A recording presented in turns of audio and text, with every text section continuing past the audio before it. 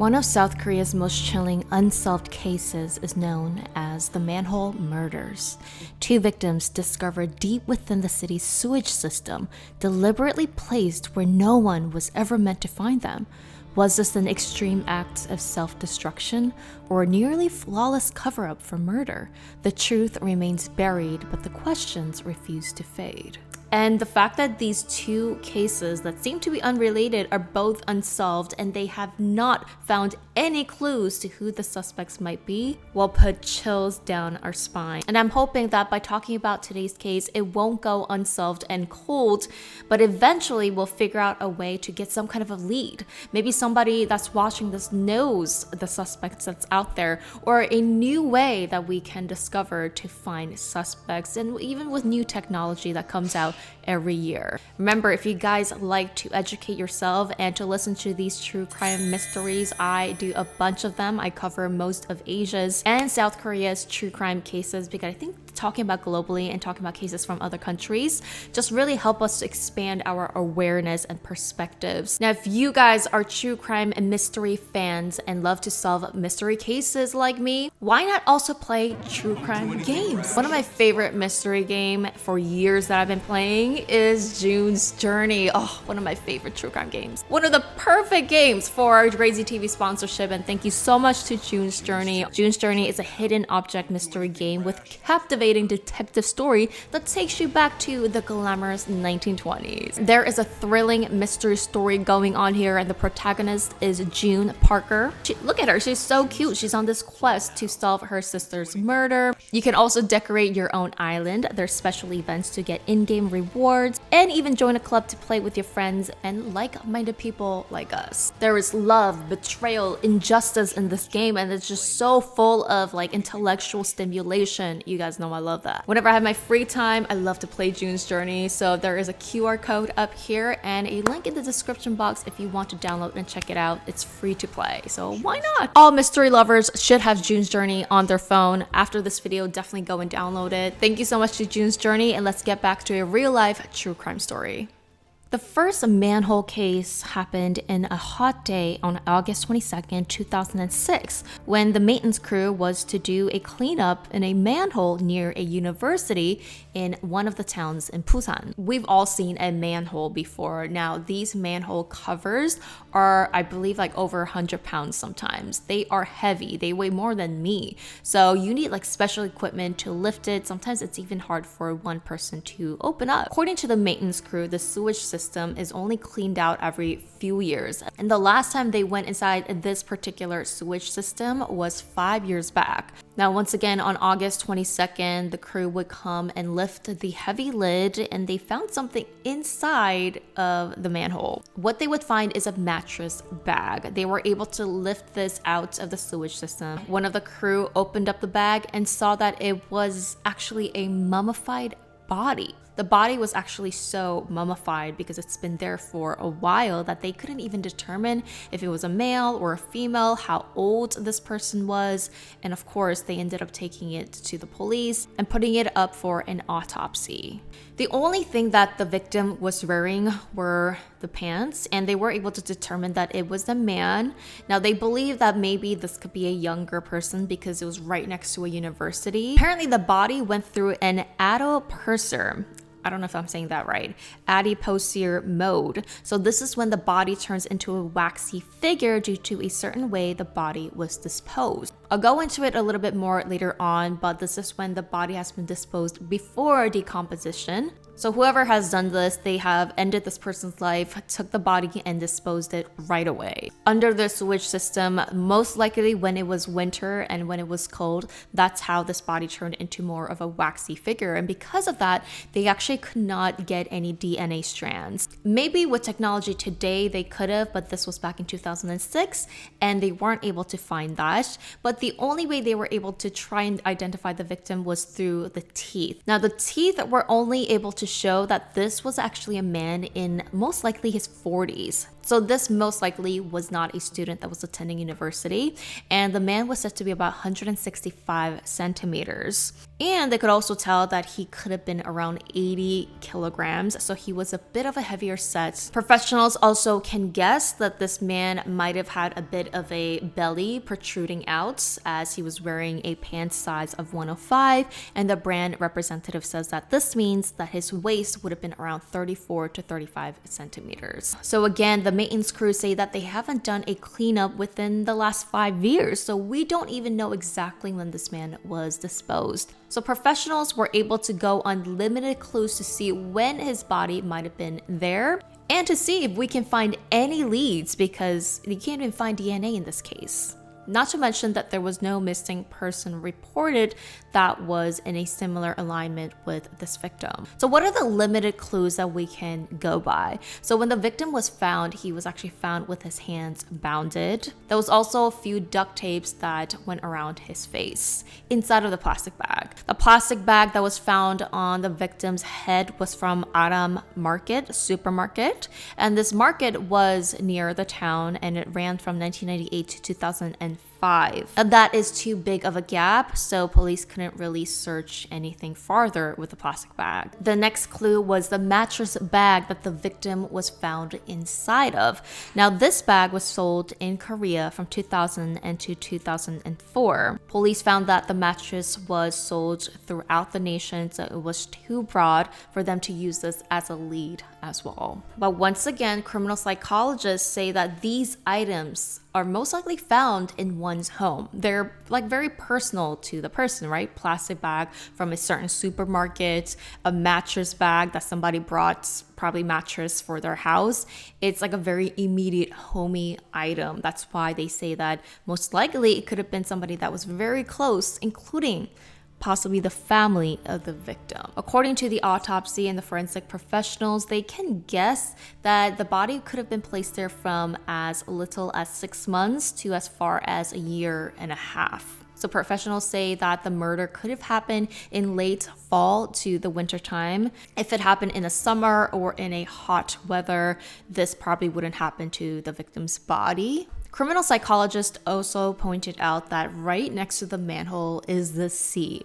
Very common for people to dispose and conceal murders and bodies is to throw the body into the sea, but in this case, they decided to put into a manhole. Why did they do that? Psychologists say that this could be because sometimes criminals feel better if they know the location of where they dispose the body. That could be one of the reasons. Of course, we don't know exactly why the suspect decided to choose this place, but it could give them some kind of a control of where the body could be buried. Years later, they went back to this victim and they were able to find DNA strands inside of the man's teeth. I didn't know that there needed to be multiple or complete DNA strands. I'm not really sure about the science of this, but they were able to find about 16 strands of DNA of the victim. They put it into database, but were unable to find any family members, any missing person. So till this day, they don't even know the identity of this man. One of the guesses could be that there could have been construction work that was going on in this area maybe a year or 2 years back.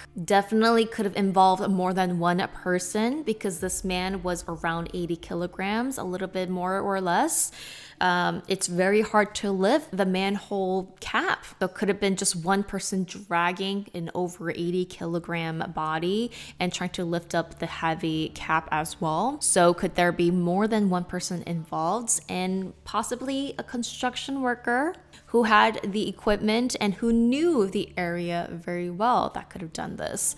Now, one of the things I forgot to mention was that this man was found with a broken neck. They believe that the man actually died due to a heavy force from the neck that actually killed him. Professionals were able to use technology to put a face to this victim, and this is the image that they came up with.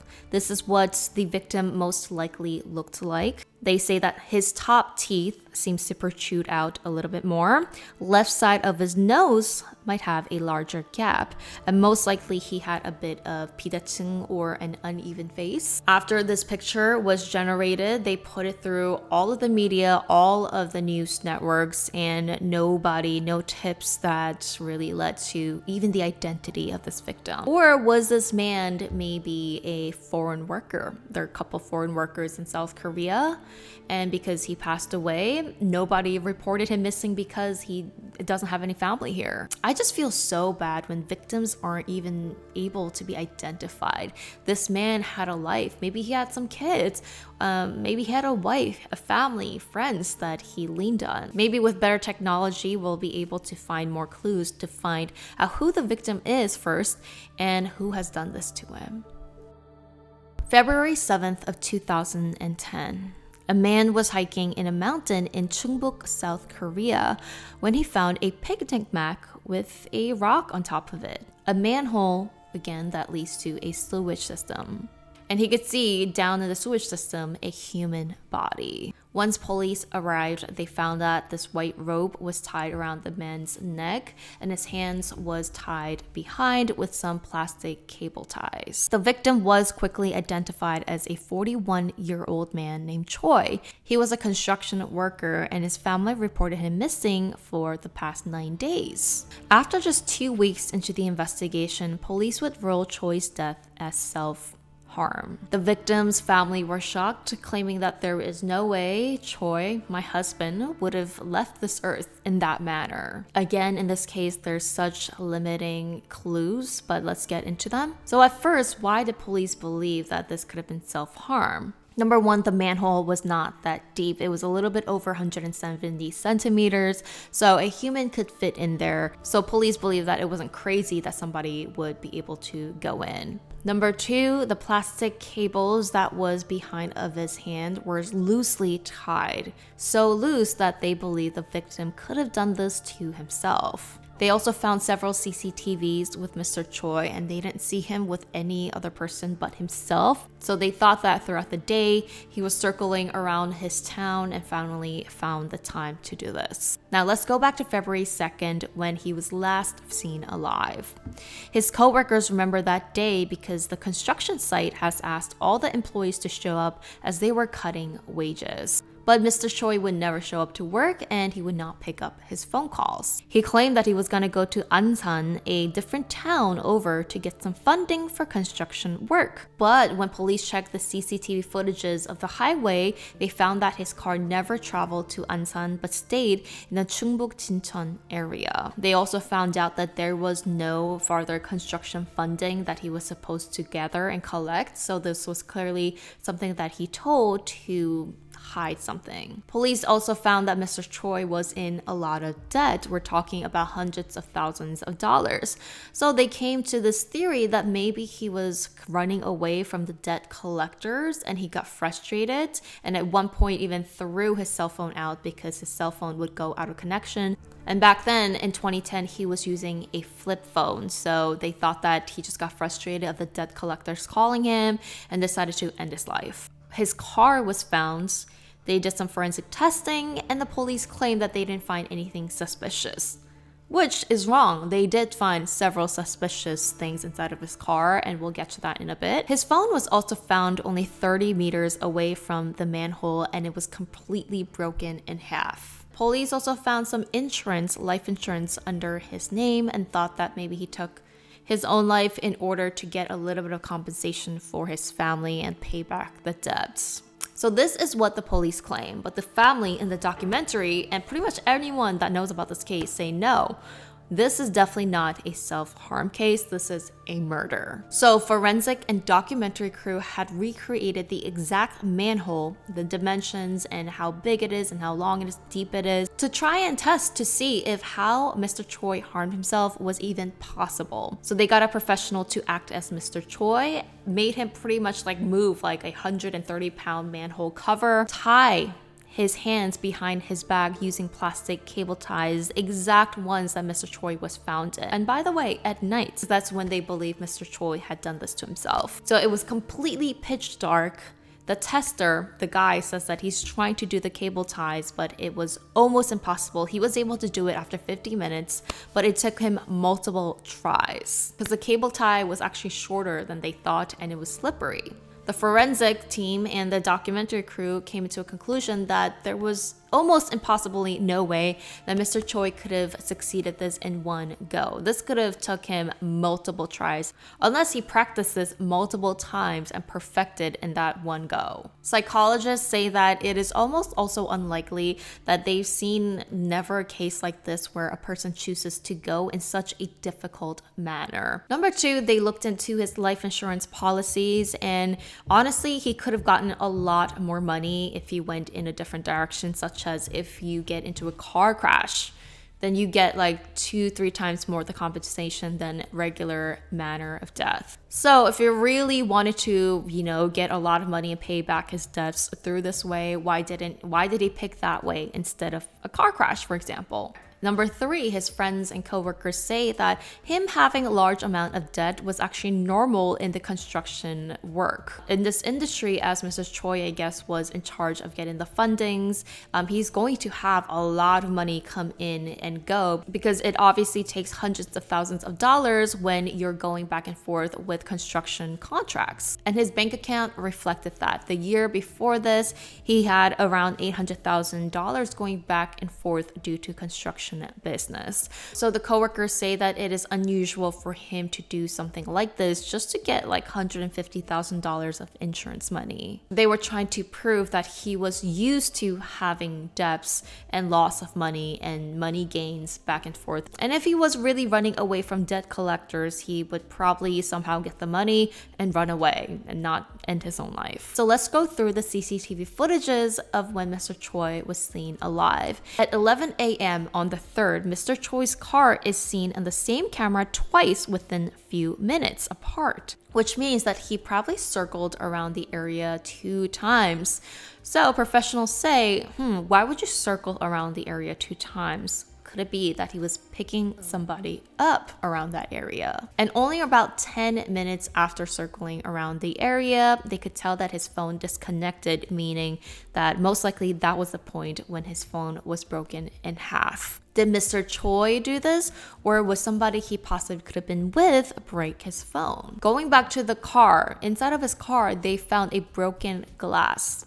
That didn't belong to Mr. Choi. And police still said, I don't know, I think he self-harmed himself. The family strongly suggests that he was not alone on this day and that he was with someone. Another big sign from the family, they say that in the first CCTV footage when he was leaving his house, he can be seen wearing regular sneakers. The family say that this is his everyday going out shoe. A little bit after 11 p.m. that night, Mr. Choi would be last seen on the CCTV footages inside of a convenience store. The family pointed out that he changed his shoe. Now, he was wearing his nice work shoes. His wife says that this was a shoe that he kept inside of his car whenever he would have meetings, such as with investors, people he needed to please. This is like one of those nice leather shoes that you need to like polish your shoes and stuff. The wife points out that this is a definite indication that this day he was supposed to meet somebody, I guess, important. They also see that when Mr. Choi is checking out at the convenience store, he looks out into the windows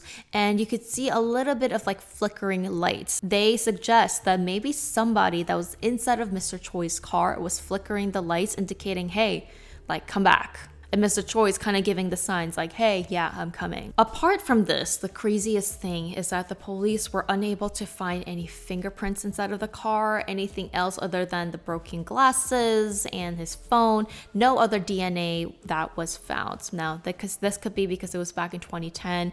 If this happened now, I'm sure they're able to gather more evidence. But still, it's like 2010. That was only like 15 years ago. It wasn't like 1980s, like they weren't able to find some kind of like evidence. Okay. One of the theories that a lot of people have is that could Mr. Choi be the victim to debt collectors because he wasn't paying them back at a certain time, like the penalty was his own life. But in most cases, professionals say that actually the debt collectors need the person who is in owe Like they need the person in order to get their money back. So to kill that person kind of doesn't make sense. But what does make sense, according to criminal psychologists, is that Mr. Choi had to go away or disappear in order to gain something within themselves. So why did they need to eliminate Mr. Choi? That would be the only way that it makes sense that Mr. Choi's life was taken away, because he had to disappear. Maybe in order for the suspects to not pay Mr. Choi back. Maybe they owed him a lot of money. Maybe Mr. Choi knew something, and if he disappears, they were not responsible for something very, very big. Why did Mr. Choi have to lie about going to a different town to gather construction money? Who was he meeting? I mean, clearly it was something that he couldn't tell his coworkers and his family. Maybe something a little bit illegal or very dangerous and risky. It's really ironic that the two of the cases we talked about today is about construction, or possibly involving construction workers. And I read in one of the comments in the videos that their father worked in the construction business, and especially a few years back, like in the 90s, 2000s, construction business used to be very dirty. I'm not sure why or how, but because a lot of money is being moved and back and forth, that there is a lot of bad people out there. I feel like they can definitely get the glasses and test something today in 2025 where they would be able to somehow match it with somebody that Mr. Choi knew. The unfortunate thing is that the police back then in 2010, they declared this case officially as self-harm, so they didn't go after any other suspects that could have been involved. Now, police say that unless there is new evidence, they are not going to reopen this case. So the family is just so in a heartache because nobody is out there looking for the suspect. Could you get a flip phone? Like, even if it was broken in half, like, can't you get the data from the phone? I don't know if maybe that's just not how flip phones used to work. If it's broken, it's broken. Like these days, you have iCloud. There's definitely somebody that he's been in contact with frequently about probably construction and money that could have been involved. Do you guys know anything about the construction business, and why are people saying that it's a dirty business? Let me know in the comments. And thank you so much to June's Journey. Remember, if you guys love these mysteries, you guys can solve mysteries in your phone inside of June's Journey game. Thank you so much for supporting GRAZY TV, and see you guys in my next case.